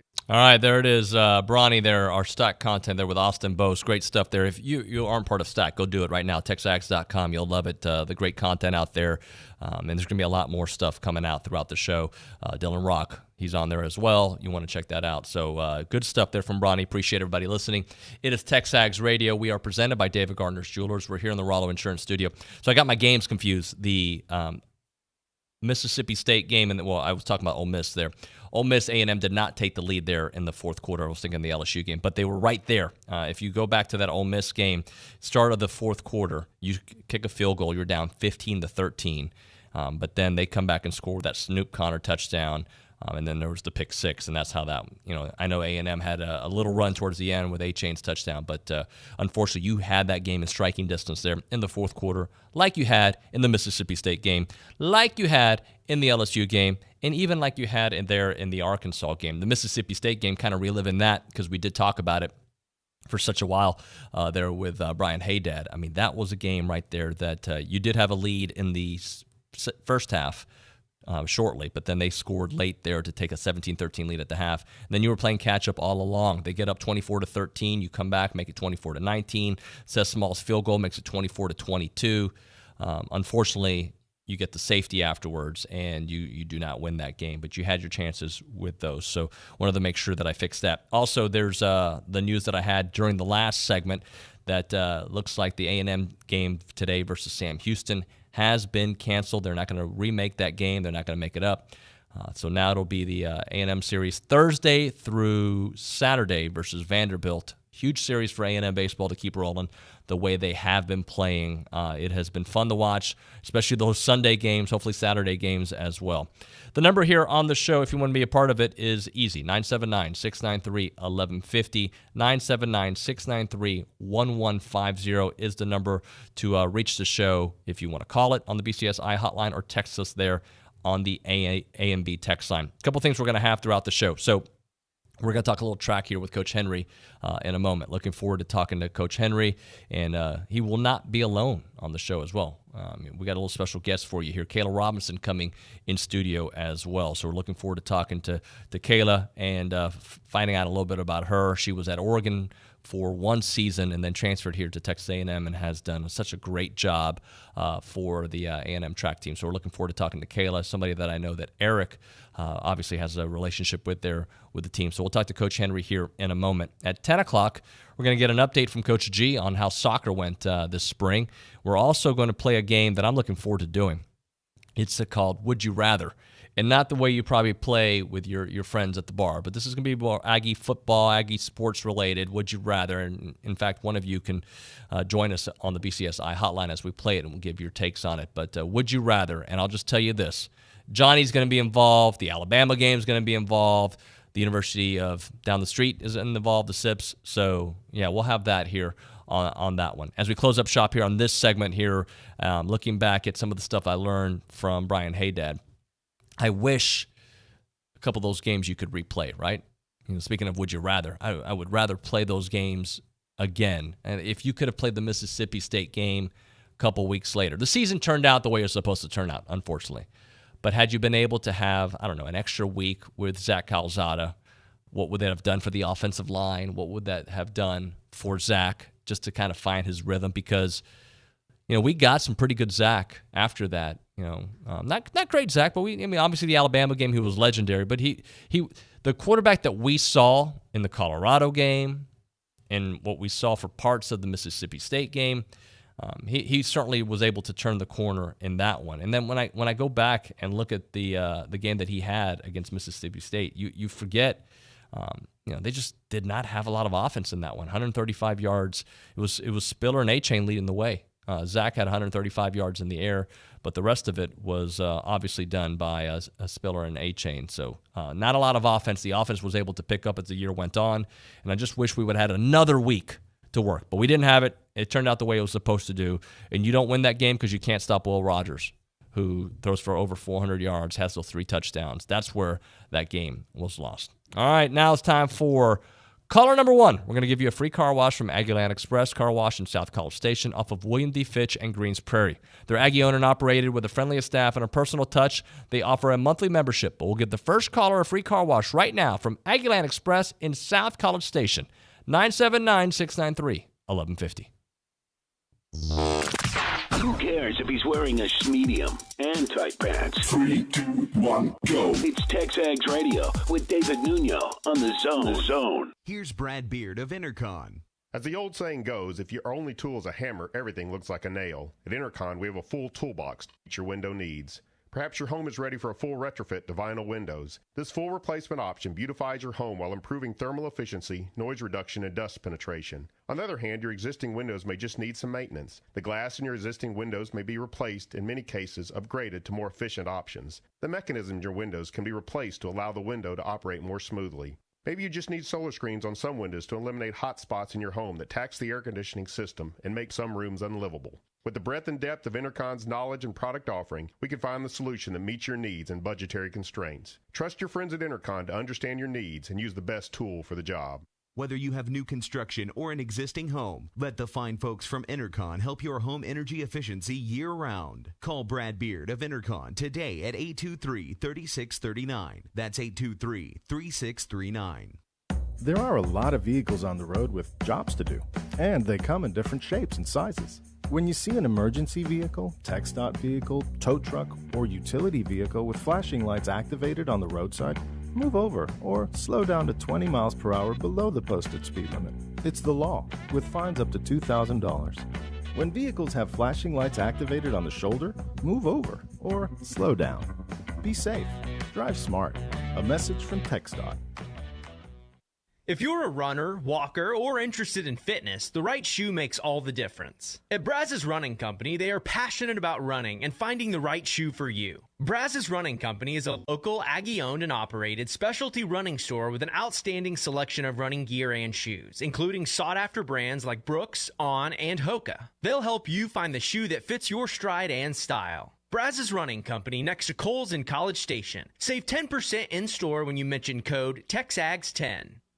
There are a lot of vehicles on the road with jobs to do, and they come in different shapes and sizes. When you see an emergency vehicle, TxDOT vehicle, tow truck, or utility vehicle with flashing lights activated on the roadside, move over or slow down to 20 miles per hour below the posted speed limit.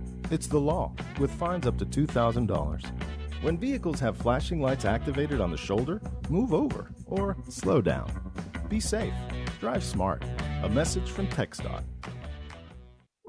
Keyshawn, J. Will, and Max. The honeymoon period is going to be over if Dak Prescott does not put this team on his back. And you talked about the money. Yeah, people had reservations about the money. The Dallas Cowboys did because they felt that he could be Troy Aikman and Roger Staubach. But he's yet to prove that and show that. Look, this team is either NFC Championship or Super Bowl appearance, or it's going to be a lot of people have to answer to Sean Payton next year, in my opinion. Listen in to Key, J. Will, and Max, powered by WC Tractor from 5 to 8 on The Zone.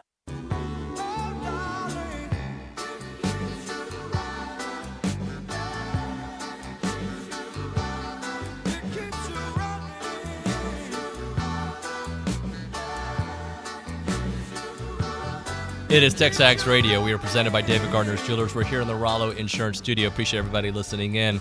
And it's now time to talk with Coach Pat Henry here on TexAgs Radio, brought to you by Brazos Running Company, your local Aggie-owned specialty running store. Save 10% in-store when you mention the code TexAgs10. And he's brought a special guest. Kayla Robinson's in here. Good morning to you both. Good morning. How are you? I'm doing great. Good. So I want to talk about the weekend and looking ahead, but you just told me your favorite movie is The Notebook.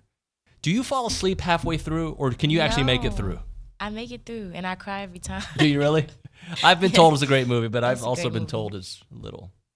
Great movie. You should give it a try. All right. There, had to get that out of the way. Coach Henry. Yes. Let's talk about how things are going. How did the weekend go? Good weekend. Terrible weather. You know, everybody knows it just hadn't stopped blowing around here in 3 weeks, maybe a little longer. So it's been a tough 3 weeks of weather for track. Yeah. Specifically, you know, when you're out in the middle of a field like that, it's tough on a lot of events and even Kayla's event, the short hurdles. You know, you have too much wind to your back. It's maybe worse than running into the wind. Remind me, because it's been a while since I lived here. I don't remember this kind of wind in years past for this extended period. Maybe it has, but Yeah, I don't either. I don't know if we have short memories of bad weather or not, but I really don't remember this kind of wind here. Yeah, it's been a little bit different. So Kayla, talk to me how you got here. So I know you spent a couple years at Oregon. What made A&M your home? What was it about A&M? Well, I actually loved A&M coming out of high school. It was Oregon and A&M for my top 2 schools coming out of high school. And when I went in the transfer portal, I immediately knew where I wanted to go. I just really felt like home here. I really liked the athletes on the team and the staff and the school and just the overall vibe of like College Station. I really liked it. And so as soon as I knew I was transferring, I knew where I wanted to come. Yeah, Coach Henry was a perfect fit from the start. Yeah. Yeah, it was a good fit. Yeah, she's been a great addition to our program. And this is your 3rd season. My 3rd season here. Wow. Yeah. Goes quick. It does. Very quick. So I'm looking at some of these notes here. School record holder in the indoor 60-meter hurdles, outdoor 100-meter hurdles. I mean, just ranks number 1 in the West region and number 2 in the NCAAs in the 100 hurdles as well. You're getting great production. Yeah, and we've had some great hurdlers here. For Kayla to do what she's done has been a great accomplishment for her. Who do you hang out with on the team? I kind of already got a preview, but just who do you clown around with? Well, mostly with the sprints and hurdles group because that's the group I'm a part of. But I'm really cool with everybody. Like anytime we hang out, I'm really cool with everyone. But I'm a part of the Hurdle Puff girls. It's 3 of us: me, Kennedy, and Deshae. And then really just like the people I train with, we hang out a lot. Yeah. And it seems like I've gotten to know Kennedy a little bit. You guys know how to have fun, but also know when it's time to focus, it's time to focus. Yeah, absolutely. Yeah, we definitely keep each other in check while also having fun at the same time. We all said, because we're all 5th years, me, Kennedy, and Deshae, so we this is our last year, we need to enjoy ourselves, but at the same time, we're going to get everything we can out of this year. Coach Henry, the group, having 5th-year athletes that can help set a tone, how important is that for the younger? Yeah, it's been the first time we've really been able to have a quantity or a lot of these kinds of athletes here for a 5th year because this COVID thing just put a wrench into the whole thing. So it's different for me too. I think it does say one thing that I've always wondered about. Who said you only had 4 years of eligibility? Why did that ever get started? Because most of education now takes at least 5 years to get out of school. Yep. Well, too bad we don't have 5 years of athletics in the first place. Be good for everybody. Because I think you see right now, 5th-year people have been very accomplished in all sports. And I think it's a positive. Have you noticed, though, anything different with the work ethic when you have that kind of veterans on your team?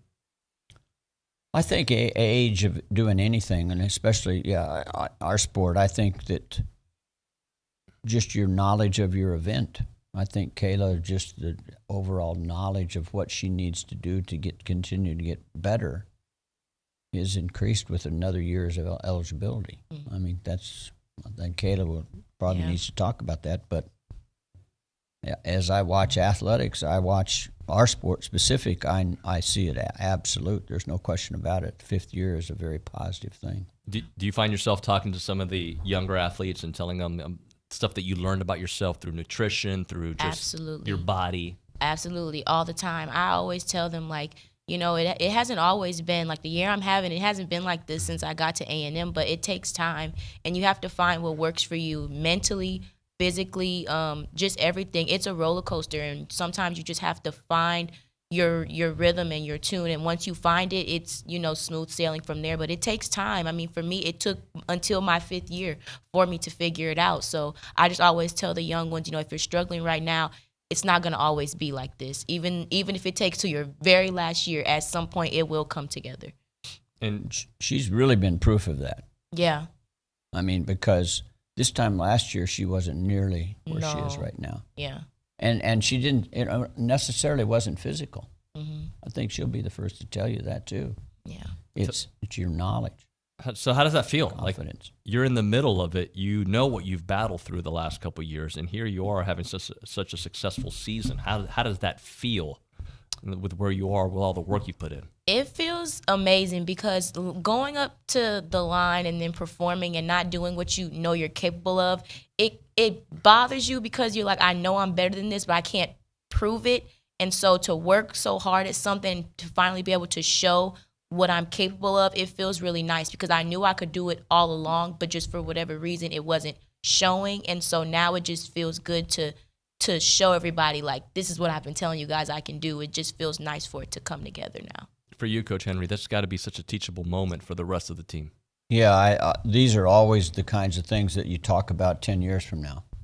Yeah. We look up at the record board and you see Kayla's name at the top of the record board, and people now see her different. Mm-hmm. People in 5 years who don't know Kayla at all will just see the progression, and that's probably the most important thing to see. Yeah, and it's such a cool thing to see, and I'm so happy that you're here with us. Let's talk a little bit about Lamar this past weekend. Again, just it seems like every week you come in, there's something new to say there. About Lamara? Yeah. Yeah, I mean, she's just, even the wind at her back, as much as it was to be able to jump the way she did this weekend, was an accomplishment, because when you leave the ground, you're getting blown into the bar. So where you take off and how you do things, she had to make some pretty quick adjustments and did a great job, jumped high. So, great weekend for her again. I see another one. Bryce Foster, again, continues to move up and improve. He's one that you, from the very beginning, told me is just going to take some time and some repetition. Yeah. And that's another example of it paying off. Yeah, it wasn't just a few weeks ago. He was at 59 feet, and we were talking about that. Now he put 62 feet, and he's got time. He continues to get better all the time. Well, it's like Kayla just said. It's taken 3 years to get here. Bryce is in a 3-month deal, and he can only go so far in 3 months. But he's coming along. He's doing a great job, and the more he gets into a rhythm of what he's doing, and he's able to use his strength, because you can't find it all the time. It's hard. She'll tell you it's really hard to find it sometimes, even though you know you have it. Mm-hmm. Is that part frustrating? Like, you know you have it, and then on certain days, race days, it may just not show up on that particular day. No, I feel like that has to probably be the most frustrating thing about track and field in particular, because the conditions have to be right on that day. It doesn't matter what you did in prelims the day before that. It doesn't matter what you did in practice the day before that. If you're not mentally and physically ready to go when the gun goes off in that moment, then none of that matters. And so that's kind of frustrating to sometimes not be able to showcase that when I just hit this time in practice the other day, or I just did this at the track meet last week, so why can't I do it today? It literally only matters on that day. Conversely, have there been times where you don't think you had the best week, and there you are outperforming? Oh, yeah. Yeah. Definitely. A lot of my performances this season, I haven't felt too good going into my races, and I came out and shocked myself. So I just think it's about being mentally very strong and not caring about what's going on around you, and just focusing on the task at hand and being able to kind of compartmentalize and know what you need to do in that moment to get the job done. Yeah, we talk a lot about running between your lines, Mm-hmm. and that's extremely hard to do. When you got people right next to you, just a foot away, going as fast as they can to that hurdle, the same way, to be able to say, I have to be concerned about what's between the lines. On a horse, they put blinders on them. Yeah. Mm-hmm. Well, just so they don't see that other horse. If you can, that's the way mentally you got to be. I assume it's got to be so hard to be able to block out, because sometimes this person's doing great and you're a little bit behind, or vice versa. You have to really just focus on what you run your race. Mm-hmm. Yeah, that's the biggest thing, especially in hurdles. I've had people fall in my race right next to me. At Nationals, actually, this indoor, a girl fell right next to me in my race, and you just have to keep it pushing, is what you have to do. It can throw some people off, but you have to focus, and that's kind of where some people's focus differs. You can't let stuff like that throw you off. I want to talk to you about what's coming ahead, but let's go to the News and Social Center. Eric Casares is there. Eric? Hey, Kayla, first of all, congratulations on everything. I know I haven't been able to travel with you the past 2 weeks, but you've been doing a really good job, so congrats on that. I wanted to ask you a little bit about your transition from Oregon to A&M. And being in both areas, the weather can be a little unpredictable. Yes. With rain, being, super humidity, whatever it may be. Does that help you mentally go into some of these races? Do you feel like you have an advantage knowing that you're mentally prepared for any type of weather possible? Definitely. I can say, though, I was a bit pampered at Oregon. We didn't train in the rain, so we trained indoor most of the time. But actually, I feel like being at A&M has helped me adjust to the weather most of the time, because we do have some practices where we're out there in the rain or it's a little bit of drizzle, and we get after it regardless. And so that helps me on meet days to kind of prepare for whatever is ahead. So I think I've definitely been well prepared for the weather. And how is it having teammates like Deshane Kennedy, who they help you have success on the track, but also they have an outgoing personality? I mean, that's good for team culture, I'm assuming. Oh, absolutely. They help me so much. They've picked me up out of some dark times. We pick each other up. We help each other day in and day out. Some days I'm having a better day than Kennedy, or Kennedy's having a better day than Deshane, but we always make sure we pick each other up and continue to have our positive mindset throughout any obstacles we may face. Last question for you, Coach Henry. How's the field going to be looking for this last home meet? How's the what? How's the field going to be looking this week? Yeah, I think it's going to be good. We have Oklahoma coming in. We've got Houston going to be here. We've got people like Rice. We've got about 10 other in-state schools that'll be here. So about 10 or 12 teams. UTSA is bringing up a group, their team. So, about 10 or 12 schools in this competition. So it should be relatively good competition. Next week we're off, and then it's the SEC championship. So we need this kind of competition right now. And I was going to say to that, this is going to be the last time that some of these athletes can race in front of their Aggie fans here. That's right. As a member of the team. That's right. Our seniors get their awards at this track meet. So a lot of our seniors, this is the last time. Mm-hmm. Has that hit you? Yes, it really has. It really, really has. It went by so fast, though. I'm sad, but I'm trying to enjoy the moment without thinking it's over with yet. But yeah, it's really sad to think that my collegiate career is coming to an end. But there's still a lot to race for. Yeah, and that's what I'm saying. I'm trying not to think about it, but it's sad. When we do the last home meet, and I get my senior awards and stuff, it's gonna kind of sink in. Wow, this is it. It's the last ride. How is that for you, Coach Henry? Though, because you're so proud of what they've done, but also sad to see them go. Yeah, it's every year. It's every year, and you're happy for them, and yet you're always going to miss young people. That's part of the job. So you got the alumni muster coming up this weekend. Then you got a little break. SEC Outdoor Championships start on Thursday, May 12th. Right. And then the West Preliminary rounds of the NCAA tournament there towards the end of May. The Outdoor Championships in June. So hopefully it's going to be busy for a while. Goes really quick. Mm-hmm. We have a couple other things, too. The Officials Association, which we have about 250 men and women in that association, because, it takes about 100 people to run a track meet. Mm-hmm. They have their induction of 3 people into their Hall of Honor this weekend, and we're going to do it right in the middle of the indoor track because the building's coming down. It's kind of sad to go into the building and know that's just a fantastic facility. It's the best in the country. Yeah. And it's coming down. It's a sad situation, but it's going to be great. We're going to build a great facility, too. You're excited about that, though, even though you can be sad about what you have? Oh, yeah. No, we'll try to do some things and make it a little bit better than what it was, So the other thing, though, too, we won the national championship in that building. Mm-hmm. It's the only championship ever won, national championship here. On campus, yeah. In any sport. Oh. So it's a tough building to see come down. Yeah, I can imagine that. But what a great university that they continue to find support and just put the best out there. Makes you a little jealous, I would assume. Absolutely. Yeah, definitely. I have a card on my desk that I use during recruiting. It sits on the desk right there in front. And the foundation's campaign, and they raised $4 billion. When you think about that, and you think about Texas A&M and the love for the institution that the graduates have, it is incredible. I mean, it is absolutely incredible. I've been in another school for a long time. Yeah. A couple other, but been at one for a long time. Not the same as Texas A&M. Kayla, what are your plans after this season? Well, with the way my season is going, I'm gonna try to look into maybe trying a professional career.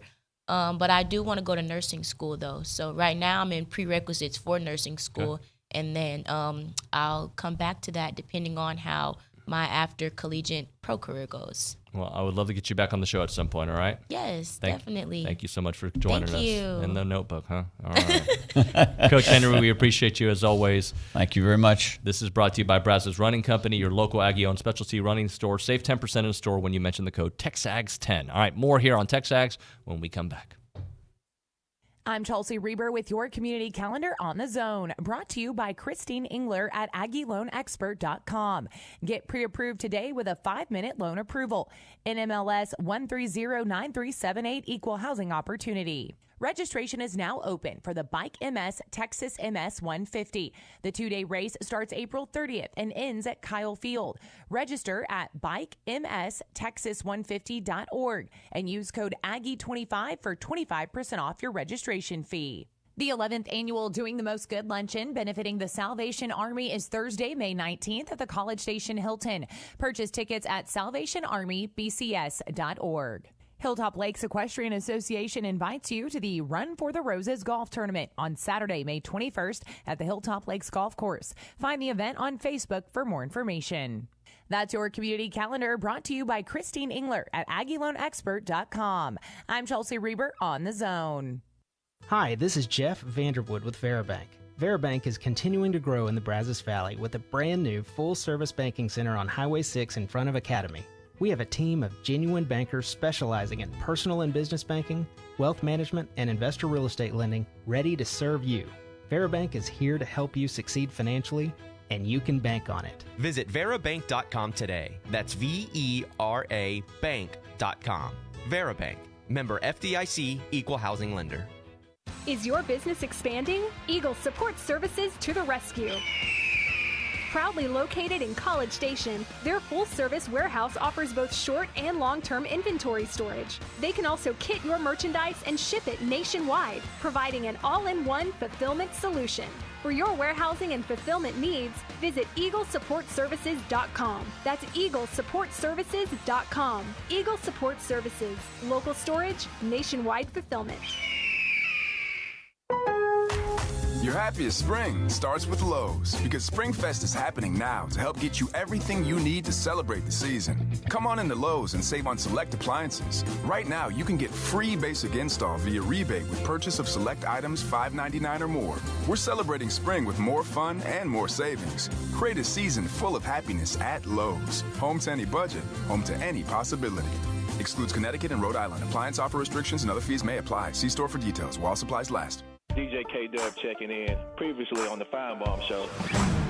Robert Griffin III, they work their tails off to develop the skills and the talents that they need to go get those scholarships, and then they get work from 6 a.m. to 8 p.m. as a student athlete going to class and doing workouts. So there's nothing about what they get, aside from name, image, and likeness, that is free.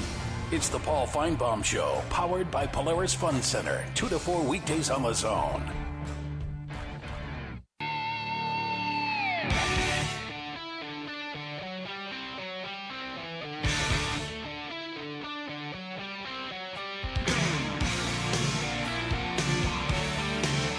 All right, it is TexAgs Radio. We are presented by David Gardner's Jewelers here in the Rollo Insurance Studio. Having a good time here on a Tuesday. Apparently starting to pick up rain again. The baseball game canceled against Sam. Unfortunately, they will not make up that game. We'll talk some more baseball here in the 10 o'clock hour. Our thanks, though, to Coach Henry, who was just awesome.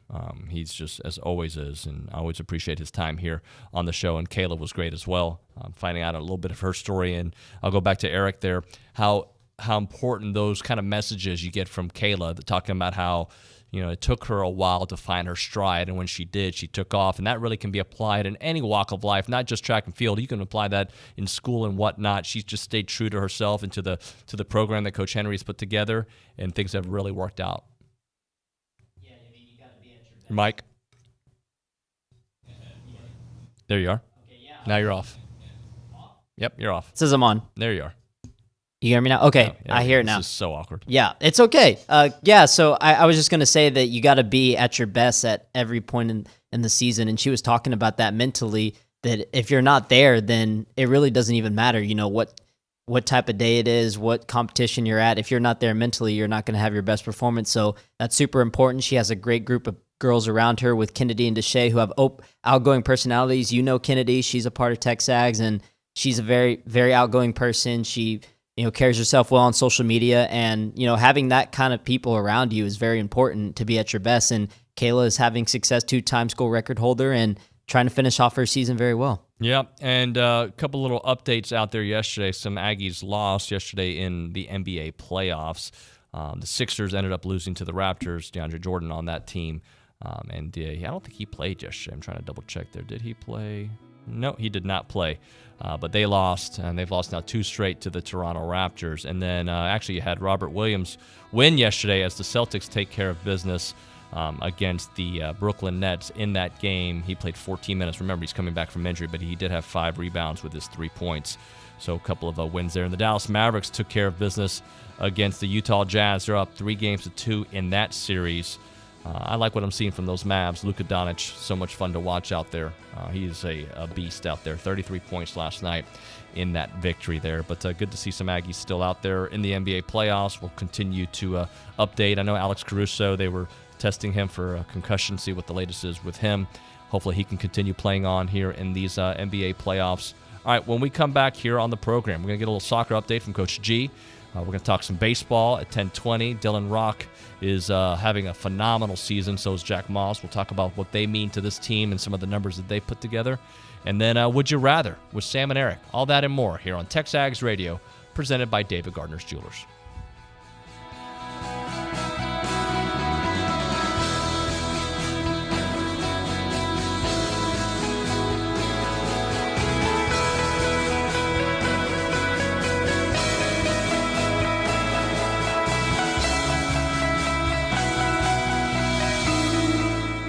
I can't believe we have to make this commercial. It's ridiculous. You'll think it's ridiculous too.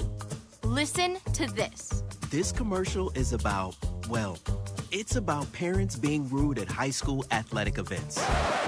Ridiculous, right? It gets worse. Studies show more than 75% of new high school officials are quitting because of bad adult behavior. So now there's a shortage of refs here in Texas. In almost all sports. No officials means no more games. Is that what you want for us? Come on, parents. It's time to grow up. Cheer for your team. Be proud of your children. But stop being so ridiculous. And don't make us run another commercial. Because we will. This message presented by the Texas University Interscholastic League and the Texas High School Athletic Directors Association, reminding you to always practice good sportsmanship. Your home for Aggie baseball from the first game to the last game. Homer Road is Zone 1150 AM and 93.7 FM. Plus online at RadioAggieland.com. This is KZNE College Station Bryan.